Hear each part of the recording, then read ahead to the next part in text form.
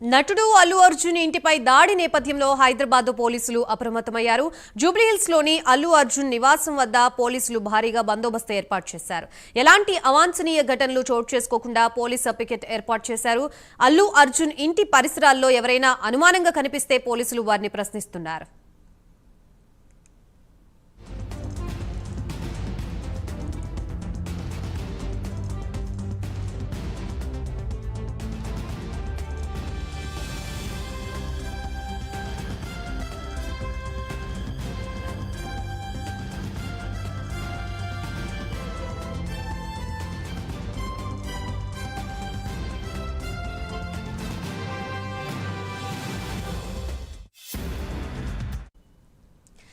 నటుడు అల్లు అర్జున్ ఇంటిపై దాడి నేపథ్యంలో ఈ రోజు కూడా పోలీస్ బందోబస్తు ఏర్పాటు చేసినట్లుగా తెలుస్తోంది. ప్రస్తుతం అక్కడున్న తాజా సమాచారాన్ని మనకు అందించడానికి మా ప్రతినిధి కుమార్ సిద్ధంగా ఉన్నారు.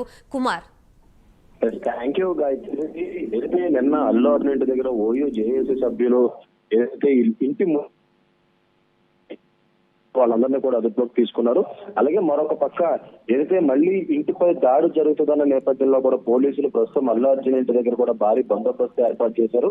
అలాగే మరొక పక్క కనిపిస్తుంటే వెంటనే వాళ్ళనైతే అదుపులో నిన్న ఇంటి దగ్గర ఓయూ జేఏసీ సభ్యులు కూడా ఏదైతే ఇంటి లోపల ఉన్న పూల కుండీలు అలాగే అల్లు అర్జున్ ఇంటికి అద్దాలు పగలగొట్టే ప్రయత్నం అయితే చేశారు. అలాగే అల్లు అర్జున్ సెక్యూరిటీ సిబ్బందితో కూడా వాగ్వాదం దిగిన నేపథ్యంలో వాళ్ళందరినీ కూడా పోలీసులు అదుపులో తీసుకున్నారు. అలాగే వాళ్ళందరికీ కూడా జరిగింది.